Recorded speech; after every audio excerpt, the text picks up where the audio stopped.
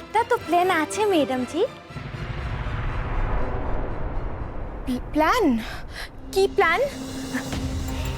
হ্যাঁ আমি তো বলতে পারি প্ল্যানটা কি আছে, লেকিন কি করব বলুন, এ কাস্তি তো টাকা ছাড়া কোনো কথাই বলে না। টাকা? এই শোন, ওই খাটের তলা থেকে লাগেজ ব্যাগটা বার কর।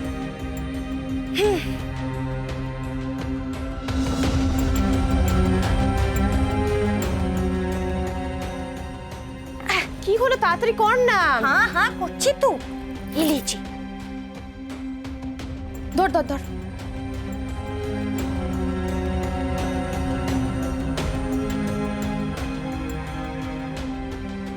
দেখছি সোমের প্যান্টের পকেটে যদি কিছু পাওয়া যায়।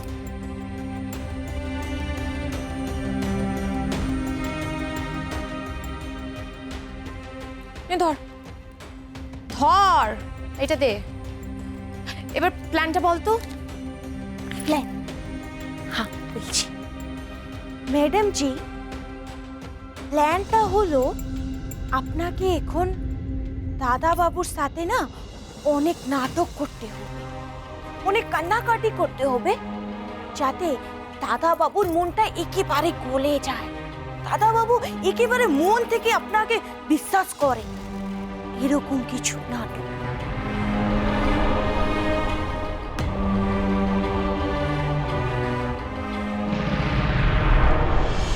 দিদি ভাই, তাহলে তুমি পাঁচই দেখেই তারিখটা ঠিক করেছো তো? হ্যাঁ রে, কালই খুব শুভ দিন। তুমি ঠাকুরমশাইয়ের সঙ্গে কথা বলে নিয়েছো?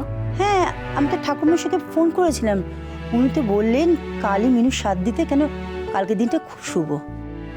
বলছি দিদি ভাই, কাল তুমি আর তিথি মিলে একটু মিনুর পছন্দের রান্না করো না। আমি জানি জানি তোমার শরীর খারাপ, আগুন তাতে তোমার প্রেশার বেড়ে যেতে পারে। না রে, আমার কিচ্ছু হবে না, আমি একদম ঠিক থাকবো। না মানে বলছিলাম যে পায়েসটা যদি তুমি একটু বানিয়ে দাও। দেখো আমার তো ইচ্ছে থাকলেও উপায় নেই, স্বাদের পায়েস তো আমি বানাতে পারবো না। আমি তোকে বলেছি না ছোট, এভাবে কথা বলবি না। তুই তোর মা, তুই পায়েস বানালে সেটা খেলে কখনো অমঙ্গল হতে পারে? তুই বানাবি। কি করবো বলো তো? আমার কপালটা একবার ভেবে দেখো, স্বামী নেই, ছেলে থেকেও নেই।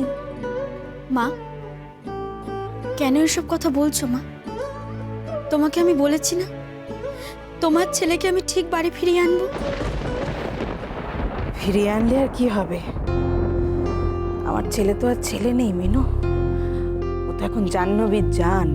না মা, আমি তো তোমাকে কথা দিয়েছি মা, তোমার ছেলেকে আমি শুধুমাত্র তোমার ছেলে করে এই বাড়িতে ফিরিয়ে আনবো। যেদিন ও এই বাড়িতে ফিরে আসবে সেদিন ও শুধুমাত্র তোমার ছেলে হয়ে ফিরবে, তখন ও আর জাহ্নবীর জান থাকবে না। কি জানি কপালে কি আছে তা শুধু রাধা মাধবই জানেন। তাহলে তোরাই কর, কাজের কথা বলে লাভ নেই। আমি ঠাকুরমশাইকে ফোন করে ক্যান্সেল করে দিচ্ছি, আর বেনারসি শাড়িটাও ফেরত পাঠিয়ে দিচ্ছি। বড় মা, এসব তুমি কি বলছো? বেনারসি, ঠাকুর মশাই, এসব কেন? কার জন্য? তোর জন্যে, তোর জন্যে নতুন বেনারসি শাড়ি আনিয়েছি দিদি ভাই। আমার জন্য? কেন মা? কাল যে তোর সাধ রে মেয়ে, কাল তোর সাধ। মা আমি তো আগেও বলেছি এসবের কোনো দরকার নেই, এসব থাক না মা। তাছাড়া বাড়িতে তো ঝামেলা হচ্ছে। এই কি কথা মিনু, স্বাদ খেতে হবে না? তুই মা হতে চলেছিস, পালবাড়ির বংশধর, তোর শরীরের মধ্যে বড় হচ্ছে। কাল স্বাদে যখন তুই ভাত খাবি, সেও তো প্রথমবার ভাত খাবে তোর সঙ্গে। দেখ মিনু, খুব ধুমধাম করে করতে পারবো না, কিন্তু আমরাও তো মা, মেয়ের সাথ দেবো না তা কি হয়? মিনুমা, কাল তোকে বেনারসের শাড়ি পরে খুব সুন্দর করে নতুন বউয়ের মতন সাজতে হবে, বুঝেছিস? এই নে ধর, এই ধর। ও মা, শাড়িটা তো খুব সুন্দর। বৌমনি, তোমাকে এই শাড়িটা পরলে খুব সুন্দর লাগবে, আর কেউ চোখই ফেরাতে পারবে না। এই নে এই গয়নাগুলো বাড়ি ছেড়ে যাওয়ার সময় দিয়ে গিয়েছিলি, জেঠুমনি বার করে দিয়েছে। দাদা বলেছেন এই গয়নাগুলো পরে তোকে সাজতে। বলেছেন যে মৃন্ময়ীকে কি গয়না ছাড়া মানায়? কার জন্য সাজবো আমি? কে দেখবে আমায়? যার চোখের তারায় সবসময় নিজেকে দেখতে চেয়েছি সেই ছোটবেলা থেকে, সেই তো আর বাড়িতে নেই। বৌমনি কি ভাবছো?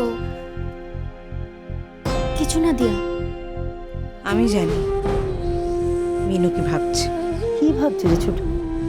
ও ভাবছে এই যে এত সাজবে ও, কিন্তু সাজ তো সোম দেখতে পাবে না।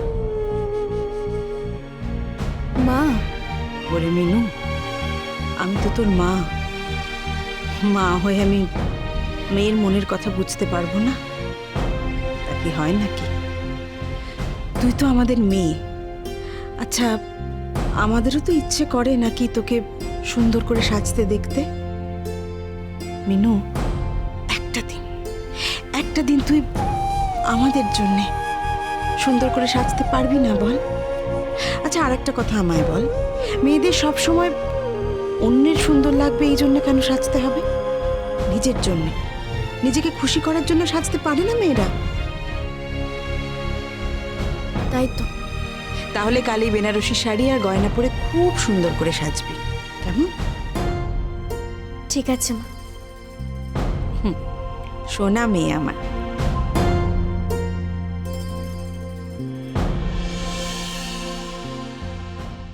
আপনাকে যা যা আমি বললাম ম্যাডাম জি সব করতে পারবেন তো? উফ কাশতি, তুই ভুলে যাচ্ছিস আমি একজন অভিনেত্রী। আমি সিনেমায় অ্যাক্টিং করি, আর এই ছোট্টখাট্ট অভিনয় আমি করতে পারবো না? তুই জাস্ট দেখ আমি কিরকম ফাটিয়ে অভিনয় করি, জাস্ট দেখ। আরে বাহ ম্যাডাম জি, তাহলে তো ব্যাপারটা একেবারে জমে যাবে। হ্যাঁ, জমে তো যাবে, শুধু সোমকে একবার ফিরতে দে। আরে ম্যাডাম জি, মেন গেটে আওয়াজ হচ্ছে, মতলব দাদা বাবু চলে এসেছে। আপনি তাড়াতাড়ি শুয়ে পড়ুন না, শুয়ে পড়ুন তাড়াতাড়ি। শুয়ে পড়ুন।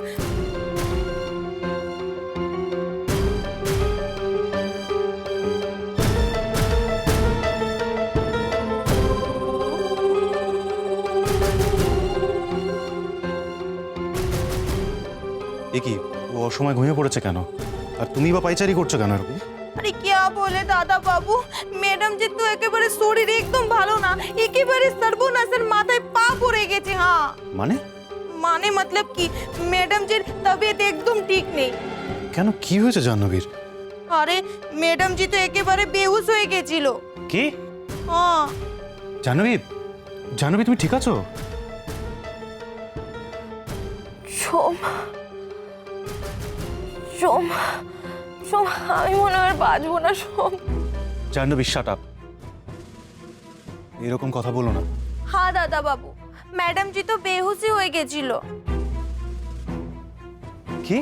হ্যাঁ, আর একটু হলেই তো পড়ে যেত। আমি একটুখানির জন্য ধরে ফেলেছিলাম, তাই বেঁচে গেছে। আচ্ছা বলুন তো, একবার যদি পড়ে যেত তাহলে একেবারে সর্বনাশের মাথায় পা হয়ে যেত না? হ্যাঁ, ও বাচ্চার তো ভীষণ বড় ক্ষতি হয়ে যেত। না, সোম, সোম, আমার বেবির আমি কিচ্ছু হতে দেবো না। সোম, দরকার হলে আমি আমার জীবন দিয়ে দেবো, কিন্তু তুমি দেখো আমার বেবির কিচ্ছু হবে না। ও একদম ঠিক থাকবে, একদম ঠিক থাকবে। জাহ্নবী প্লিজ প্লিজ এরকম কথা বলো না। আমি তো খুব ভয় পেয়ে গেছিলাম। হ্যাঁ, আসলে এই সময় কি ম্যাডাম জি এরকম জায়গায় থাকতে পারে? হ্যাঁ, এই সময় মেয়েদের একটু আরাম চাই, একটু একটু যত্ন রাখতে হয়।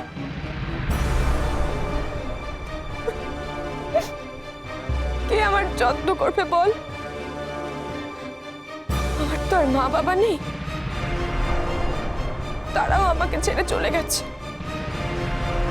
তাই আজ আমার এই অবস্থা। আমাকে কে যত্ন করবে? জাহ্নবী, আমি আছি তো, আমি যত্ন করব।